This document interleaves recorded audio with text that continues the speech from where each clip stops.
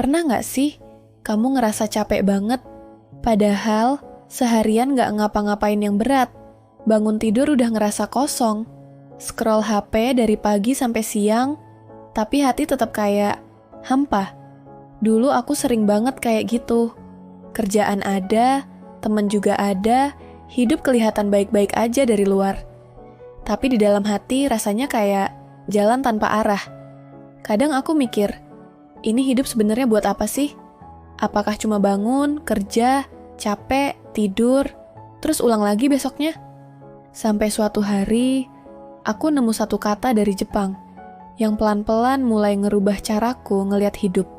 Namanya ikigai. Bukan semacam teori yang ribet atau quotes motivasi yang berbunga-bunga, tapi sesuatu yang sederhana. Sesuatu yang bisa bikin hidup terasa lebih berarti. Tapi sebelum aku lanjutin cerita ini, kenalin dulu channel ini, Buku Bekas, tempat kamu bisa dengerin cerita-cerita dari buku yang bisa bantu kamu nemuin arah.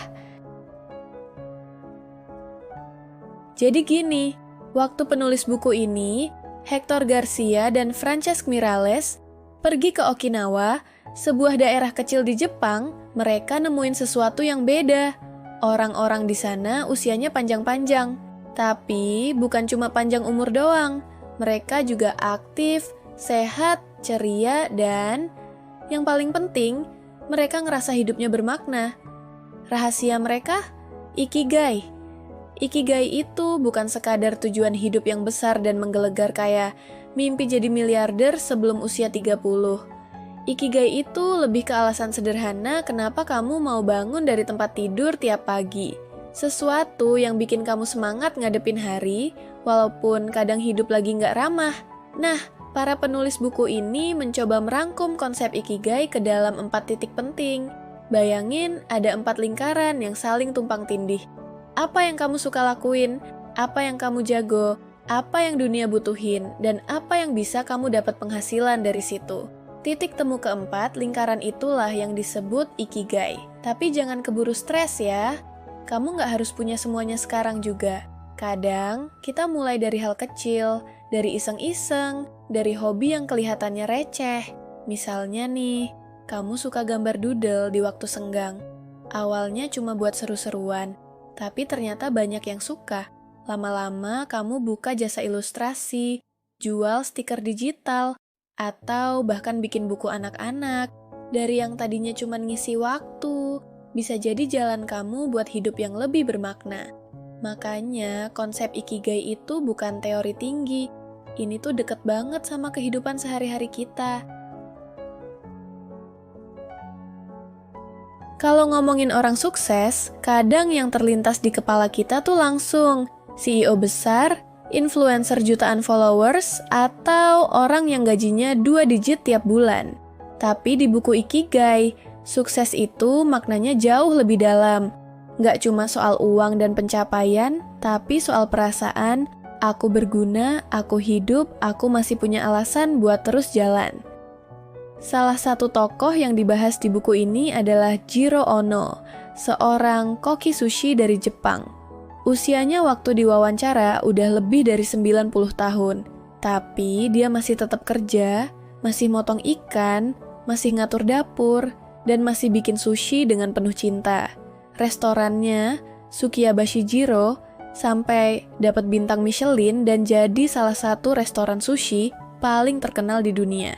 Tapi yang bikin Jiro istimewa bukan karena restorannya viral, tapi karena dia mencintai apa yang dia lakukan. Setiap pagi dia bangun dengan semangat untuk menyajikan sushi yang lebih baik dari kemarin. Itu adalah ikigainya. Bayangin, di usia hampir seabad, orang lain mungkin udah pensiun total. Tapi Jiro masih aktif, bukan karena dipaksa, tapi karena dia nemuin arti dalam pekerjaannya. Dari sini kita belajar, ikigai itu nggak harus tentang mengubah dunia, tapi cukup mengubah cara kita menjalani dunia. Contoh lainnya, di desa Ogimi, Okinawa, yang juga dibahas panjang di buku ini, banyak penduduk lansia yang usianya udah lewat 80, bahkan 90 tahun. Tapi mereka masih berkebun, masak bareng tetangga, bikin kerajinan tangan, atau sekadar ngobrol dan bercanda. Mereka nggak kaya secara materi, tapi hidup mereka punya pola. Mereka bangun pagi, punya rutinitas yang disukai, dikelilingi komunitas yang peduli, dan terus merasa berguna. Mereka punya ikigai kecil yang menjaga semangat hidup.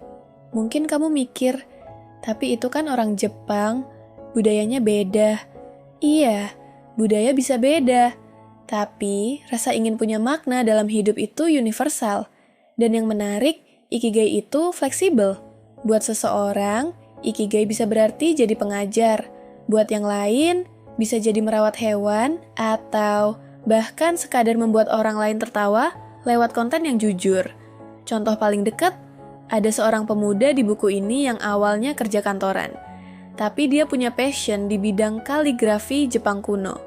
Waktu orang lain menganggap itu ketinggalan zaman, dia justru memperdalam ilmunya, ngajarin ke generasi muda, dan sekarang jadi tokoh penting pelestarian budaya. Ikigainya sederhana, menjaga tulisan tradisional tetap hidup. Sekarang kamu mungkin mikir, oke, aku paham konsep ikigai itu keren, tapi gimana caranya aku nemuin ikigaiku sendiri? Tenang, kamu nggak sendirian. Banyak orang juga ngerasa bingung di awal, tapi kita bisa mulai dari hal-hal sederhana. Coba deh, jawab pertanyaan-pertanyaan ini dengan jujur. Pelan-pelan aja. Pertama, apa yang bikin kamu semangat walau nggak dibayar?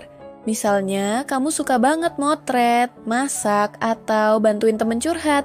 Itu bisa jadi petunjuk. Kedua, apa yang bikin kamu lupa waktu? Pernah nggak sih kamu ngerjain sesuatu sampai nggak sadar udah lewat 2 jam?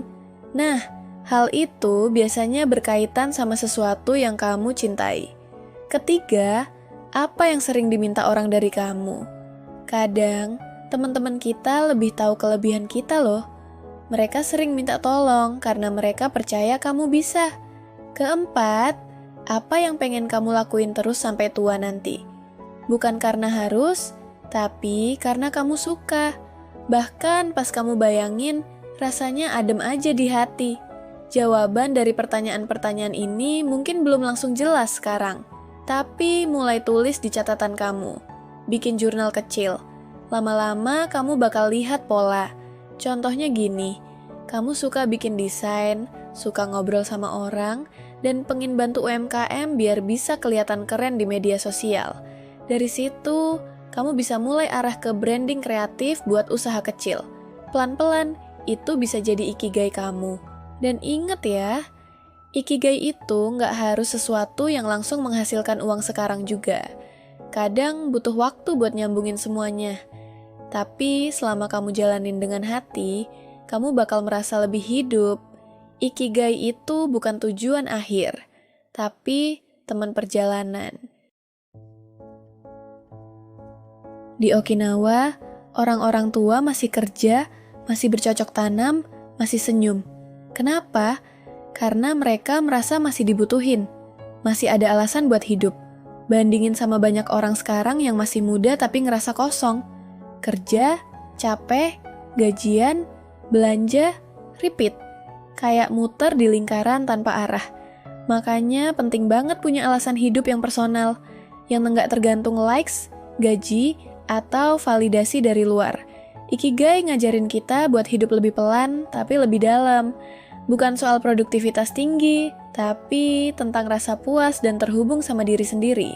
Kamu nggak harus tahu segalanya sekarang, tapi kamu bisa mulai dengerin diri kamu, pelan-pelan. Karena hidup bukan soal jadi hebat, tapi soal jadi utuh. Kalau kamu lagi nyari arah, lagi bingung, atau sekadar pengen ngobrol santai soal hidup dan buku-buku yang bisa bikin hidup kamu lebih tenang, yuk subscribe channel Buku Bekas. Karena di sini kita sama-sama belajar. Bukan buat jadi sempurna, tapi buat jadi versi terbaik dari diri kita sendiri, pelan-pelan. Sampai ketemu di video selanjutnya.